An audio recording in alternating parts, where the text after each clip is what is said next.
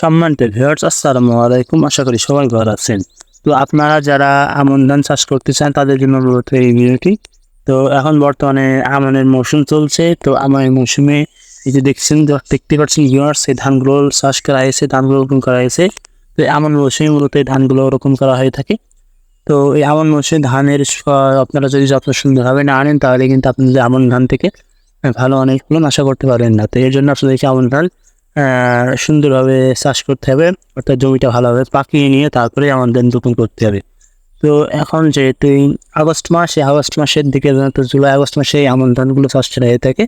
তো আপনাদের আমন ধানে যদি এই মুহূর্ত ছোট চারা অবস্থায় যদি আপনাদের আমন ধানে অর্থাৎ মাজরা, তারপর বাদামি ঘাসফড়িং ইত্যাদি রকম যদি আপনাদের এই গাছের পাতাগুলো খেয়ে নেয়, অর্থাৎ যে ধানের যে গোছা আছে সেই গোছাগুলো যদি এরকম পাতাগুলো বাদামি ঘাসফড়িং কিংবা মাজরা পোকার আক্রমণে মাছ পাতাগুলো নষ্ট হয়ে যায়, তার জন্য আপনাদেরকে এমন একটি কীটনাশক দেওয়ার কথা বলবো যা দিতে হলে আপনাদের আমন ধানে প্রচুর পরিমাণে যে বাদামি ঘাসফড়িং সেটা মাজরা পোকার আক্রমণে হয়, সেগুলো হাত থেকে আপনারা অনায়াসেই রক্ষা পাবেন। তো কি সেই কীটনাশক সেটা জানতে হলে ভিডিওটি আপনাদেরকে সম্পূর্ণ দেখতে হবে। চলেন ভিডিওটি শুরু করা যাক।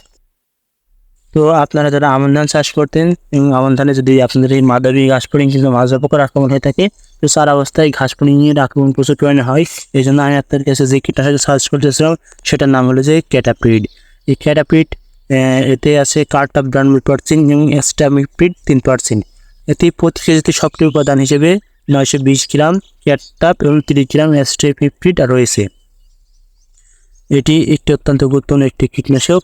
এটি মূলত NSC national agro care limited কোম্পানির একটি কীটনাশক। এটি মূলত ধানের জন্য উপকারী একটি কীটনাশক। এটি ধানের মধ্যে বাদামি ঘাসফড়িং, মাজরা পোকা ইত্যাদি যেসব রোগ হয়ে থাকে এর জন্য এই কীটনাশকটি গুরুত্বপূর্ণ ভূমিকা পালন করে থাকে। তো এই কৃষি কীটনাশক, তো এটি মূলত কী হারে দিতে হবে, অর্থাৎ প্রতি 10 লিটার পানিতে ধানের জন্য 10 গ্রাম হারে আপনাদেরকে এই ধানের জমিতে পানির সাথে মিশিয়ে সুন্দরভাবে স্প্রে করে দিতে হবে।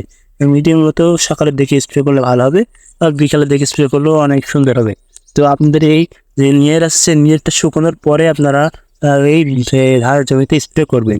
করলে খেয়ে আপনাদের যে বাদামি ঘাসফড়িং কিংবা মাজরা পোকার আক্রমণ হয়ে থাকে, এইসবে আক্রমণ থেকে আপনাদের ধানকে রক্ষা করতে পারবেন এবং আপনাদের ধানের প্রচুর পরিমাণে পরবর্তীতে ফলন আসবে।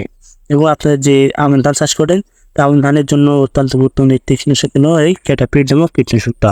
এই ক্যাটাপিড নামক কীটনাশকটা আপনারা অনায়াসেই এই আমন ধানের জন্য ব্যবহার করতে পারেন।